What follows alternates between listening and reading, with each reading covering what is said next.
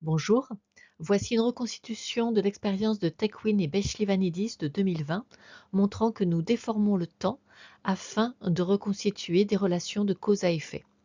L'expérience a été ralentie, mais je pense qu'elle va quand même fonctionner. Regardez les trois carrés du haut et dites dans quel ordre les carrés se déplacent. Est-ce que c'est d'abord A, B ou C? Qui est le deuxième? Qui est le troisième? Je lance l'animation. Je pense que vous avez imaginé que A commence à bouger en premier, puis C qui percute B et le fait bouger. Ralentissons 10 fois la série d'événements. A commence bien à bouger, mais B bouge avant. En réalité, dans la première ligne, c'est exactement ce qu'il s'est passé. A commencé à bouger, puis B, sans aucune cause, et enfin C qui l'a rattrapé et qui l'a percuté. Ce n'est pas ce que vous avez interprété, c'est-à-dire que vous avez trouvé qu'il était plus logique que B bouge parce qu'il a été percuté par C.